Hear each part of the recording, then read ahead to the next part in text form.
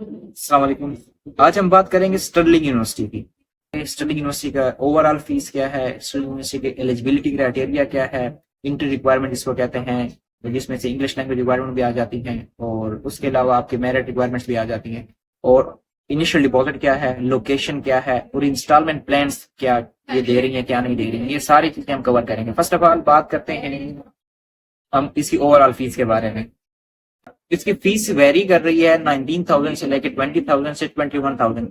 19,000 से लेके 21,000 तक वेरी कर रही है depending upon the structure, like course आप कौन सा कोर्स ले रहे हैं। 3,400 फीस है टोटल एक 1 ईयर कोर्स की। बट सम कोर्सेज लाइक जो प्योर साइंसेस कोर्स हैं जिसमें रिसर्च आ जाती है, उनकी फीस थोड़ी सी ज्यादा हो जाती है, या स्पेसिफिक आईटी से रिलेटेड कुछ कोर्सेज है जिनकी फीस 21,000 भी है।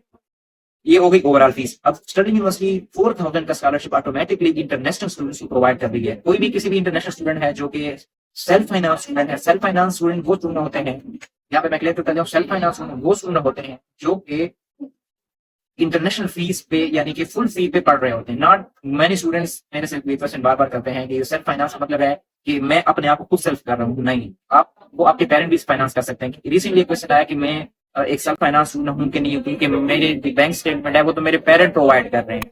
You are self finance student, it's not mean that कि you have your own bank statement और you are selfing funding your own self. It's not mandatory. Self finance का मतलब है जब आप उसकी टोटल इंटरनेशनल फी पे कर रहे हैं, इट्स सेल्फ फाइनेंस।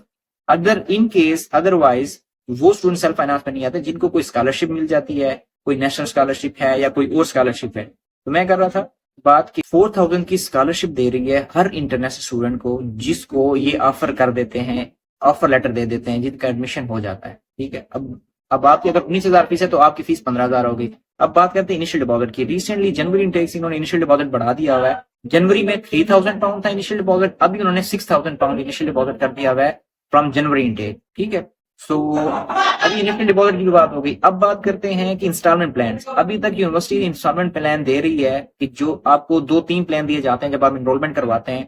इनरोलमेंट पे जाके आपने पहला इंस्टॉलमेंट प्लान देना, लाइक आपने सेलेक्ट करना हो तो 3 types of installment plan. First of all आपको कहते हैं कि आप इनिशियल इनिशियल इनरोलमेंट पे ही सारी फीस जमा करवा दें, जो कि कोई भी नहीं करवाता।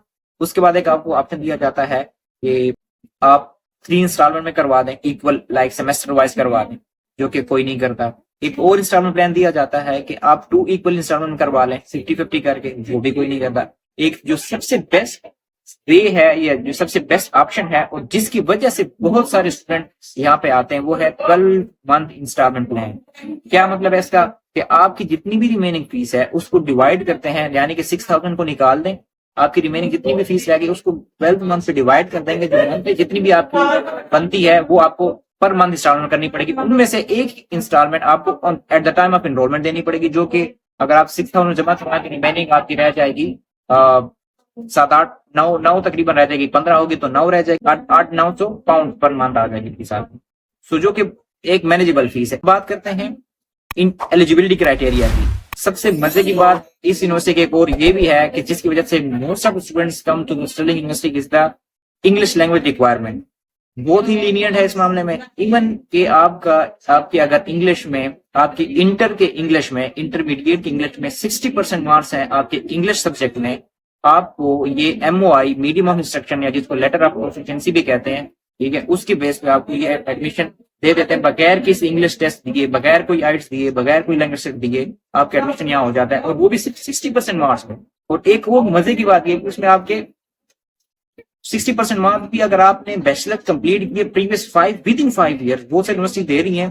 ठीक है, जिसमें से आपको विद इन 2 ईयर्स ऐसी यूनिवर्सिटीज हैं जो कि MOI बेस पे एक्सेप्ट कर रही हैं, लेकिन 75% इंटर में मार्क्स मांग रही है। लेकिन ये आपको 5 ईयर प्रीवियसली अगर आपने बैचलर की डिग्री 5 साल में कंप्लीट की, अगर आपने 2023 में अप्लाई कर, 2018 में आपने बैचलर की degree, then you are also eligible, यानी कि विद इन 5 ईयर आपकी बैचलर की डिग्री कंप्लीट होनी चाहिए इसमें।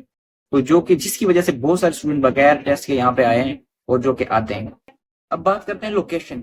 लोकेशन वाइज भी यूनिवर्सिटी काफी बेहतर लोकेशन पे। फॉर एग्जाम्पल अगर बात करें, ये है GCU के करीब, ग्लासगो के करीब यूनिवर्सिटी है।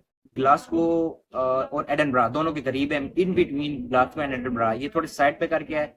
एडनबरा कैपिटल ऑफ स्कॉटलैंड है, ठीक है, वहां पे भी आपको वर्क अपॉर्चुनिटी काफी ज्यादा मिल जाती है। उसके बाद सेकंड लार्जेस्ट सिटी जो स्कॉटलैंड का है, जो जिसमें काम आपको बहुत ज़्यादा मिल जाता है, जिसमें देसी कम्युनिटी बहुत ज़्यादा बेसिकली आपको जो काम देते हैं वो देसी कम्युनिटी ही देती है, क्योंकि आप स्टूडेंट हैं तो आपको बेहतर पता है कि स्टूडेंट कहाँ पे काम कर सकता है, कहाँ पे नहीं कर सकता। उस पर एक अनदर टॉपिक। सो ग्लासगो मोस्ट बहुत सारे स्टूडेंट जो यहाँ पे पढ़ते हैं वो या तो एडनब्रा रहते हैं या ग्लासगो में रहते हैं, तो वहाँ पे आपको काम की अपॉर्चुनिटी भी मिल जाती है काफ़ी हद तक as compare to other cities जो कि बहुत ज़्यादा दूर हो जाती हैं।